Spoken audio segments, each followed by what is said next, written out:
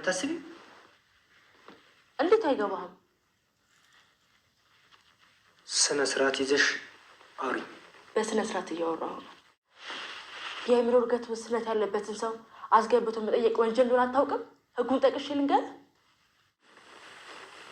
ኤኒዌይስ ልጁን ገለሽዋል። ባለን ማስረጃ መሰረት ልጁን ገለሽዋል።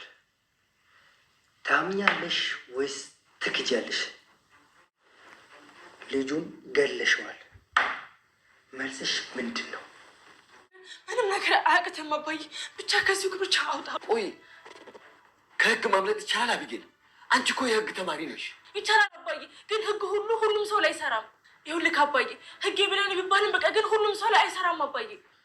እሱስ ልክ ነሽ። ሁሌም ክፉ ነገሮች በክፉ ሰዎች ብቻ አይሰሩ። ወይዘሮ ማርታ ልጇ አቢጌል እንግዲህ በመጨረሻም በፖሊስ ቁጥጥር ስር ውላለች። በዛም እንግዲህ በጣም የተደናገጠችው ይሄ ነገር እንግዲህ በቃ ማመን እስከሚያቀታት ድረስ ነው እንደዚህ አይነት ስሜት የተሰማት። ወይዘሮ ማርታ እንደሚታወቀው እንግዲህ ምንም ቢሆን የእናትነት ከባድ ነው ጋይሶችዬ። አቢጌል ጥፋት እንዲያጠፋች ነገሩ ይሹ ልክ እንዳልሆነ ብታምንበትም ግን ደግሞ እናትነት ልጅን ያክል ነገር በቃ ካጠገቧ ስትለያት በጣም ከባድ ነው።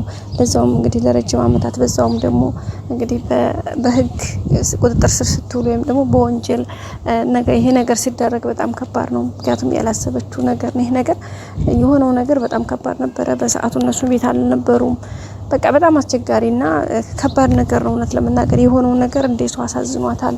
እሱም እናት አለው የሞተውም ልጅ በቃ ከነዛ አንጻሮች በጣም ነው የደበራት። በጣም ነው ኤግዛይትድ ያደረጋት። ግን ደግሞ እናት ነች ጋይስ። በቃ ምንም ብትሉ እናትነት በቃ እናትነት ነውና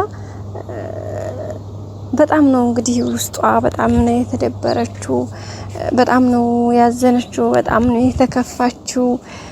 እንግዲህ አሁን ላይ ምን ማድረግ እንዳለባት በመቀነቷ ጫፍ ብትቋጥራት ደስ ይላታል። እናቶቻችን ታውቃላችሁ ጋይስ፣ እናት ናት። እኛ ምናልባት ምን ፊሊንግ ላይ ይሰማን ይችላል፣ ግን እናቶቻችን ለኛ ያላቸው ስሜት የእውነት በጣም ከባድ ነው። እንደዚህ በቁጥር በስፍር በቃላት የምንገልጸው አይደለም። የሚሰማቸው ስሜት እኛን ሲያስቡ በቃ የእናትነት አንጀት በጣም ልዩ ነው፣ ከባድ ነውና እንግዲህ በጣም በሚገርም ሁኔታ አሁን ላይ ያላት የሚሰማት ስሜት እያሰበች ያለችው ነገር በጣም ኤክሳይትድ የሚያደርግ ነገር ነው። እሱንም እንግዲህ የሆነ ነገሮችን ለማስተካከል እንግዲህ የምትችለውን ነገር ያደርግሽ ነበረ።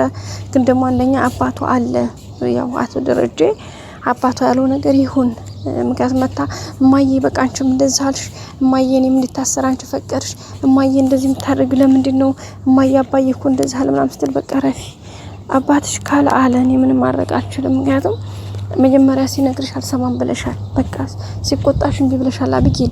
እኔ እኮ ከዚህ በቃ ተሄድ ወደ ሌላ ሀገር ሲለኝ እኮ እንቢ ብዬ እኔ ነኝ እኮ ያስቀረውሽ። ስለዚህ እዛም እንድትሄጂ ብትባይ እንድትሄጂ ፈቃደኛ አይደለሽም። በቃ መሄድ አልፈልግም አልሽ። እዚህም ደግሞ እንደዛ አልሽ። አቢጌል ምን ላድርግሽ ታዲያ? እኔ ምን ላድርግሽ እያለቻት ነበረ በፍቅር መጀመሪያ። እንግዲህ አሁን ደግሞ ይሄ ነገር ሲፈጠር በጣም ከባድ ነው። እሷም እንግዲህ በጣም ነው የሚደብራት፣ በጣም ነው የሚደብረው እውነት ለመናገር ታውቃላችሁ። በጣም አስቸጋሪ ሁኔታ ነው። አቢጌልም አሁን መመለሱ ላይ እንግዲህ ያው እየመለሰችለት ነው በደንብ ፖሊሱን ጭምር። አንተ መጀመሪያ ህጉን አንተን ሳታውቅ ጠንቅቀህ ነው እንዴ እዚህ ጋር መተህ የተቀመጥከው? መጀመሪያ ህጉን ወቅ እስከ ማለት ድረስ ነው እንግዲህ የነገረችውና ፖሊሱ ራሱ ማለት ምን ስለኔ ስራ እየነገርሽ ነው እንዴ ያላት ነበርና አዎ እንግዲህ አንድ የአእምሮ እድገት ውስንነት ያለበትን ሰው ለህግ ወይም ደግሞ ትክክለኛ እንትን ይሰጣል ብሎ የህግ ጥያቄ መጠየቅ ነውር ነው፣ ደግሞ ያስቀጣልም። ስለዚህ መጀመሪያ ለዚህም በማድረግ አንተ ራስህ ትቀጣለህ ስትለው ነበርና በጣም የነገጠው። የህግ ተማሪ ነሽ አይደል አላት። አዎ ህግ ተማሪ ነኝ፣ ዘንድሮ ተመራቂ ነኝ አለችው በኮንፊደንስ። ደስ ይላል። ለማንኛውም እንደያዝናቸው መረጃዎች እንደጣራናቸው ኢንፎርሜሽኖች ልጁን ገለሽዋል ሰው። ስለዚህ አሁን የልጁ መግደልሽን ታምኛለሽ ወይስ ትክጃለሽ ብሎ እንግዲህ ጥያቄ ብቻ ነው የጠየቃት። ሌላ ምንም መልስ አልፈልግም። ያደረግሽው ነገር እንደዚህ ነው ሰው ለመግደልሽ ምንም ጥያቄ የለውም። ልጁን ገለሽዋል። ስለዚህ አሁን ለዚህ ታምኛለሽ ወይስ ትክጃለሽ ብቻ ነው እንግዲህ የጠየቃት። እሷም እንግዲህ እዚህ ጋር ዝም ነው ያለችው። ምን ልትል ትችላለች? አዎ ገድዬዋለሁ ነው የምትለው። አዎ ገድዬዋለሁኝ፣ ግን የገደልኩት ደግሞ እኔን እሱ ራሱ ሊገለኝ ስለመጣ ነው ትላለች ብዬ አስባለሁ። ምክንያቱም አልገደልኩኝም ብላ 100% እንትን አትልም። ምክንያቱም ወዴትም ታሟክካችልም። ሙሉ ተጠያቂነቷ እሷ ላይ እንደሆነ እሷም ስለገባት ስላወቀችው ማለት ነው። ስለዚህ በዚህ መልኩ ነገሮችን እንትን የምትቀበል ይመስለኛል። እናንተስ ውድ ቤተሰቦቻችን ምን ትላላችሁ? ምን ትላላችሁ? ወይም ደግሞ የአቢጌል መልሷ ምን ሊሆን ይችላል ብላችሁ ታስባላችሁ? በእርግጠኝነት ከዚህ የተሻለ ሌላ መልስ አልገደልኩትም ብትልም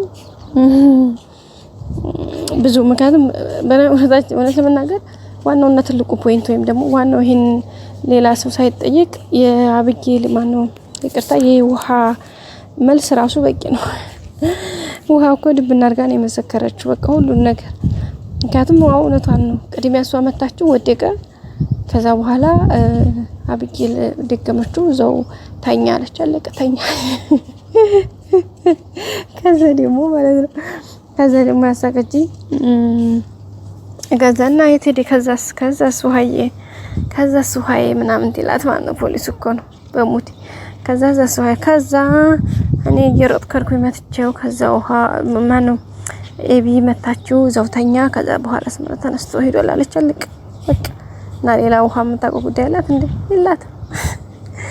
አዲሱ ልጅ አለች። አዲሱ ልጅ ማነው? አዲሱ ልጅ በቃ ስለዚህ እና ወደ ቤተሰቦቻችን እንግዲህ በጣም ዘና እያደረጉን ነበረ።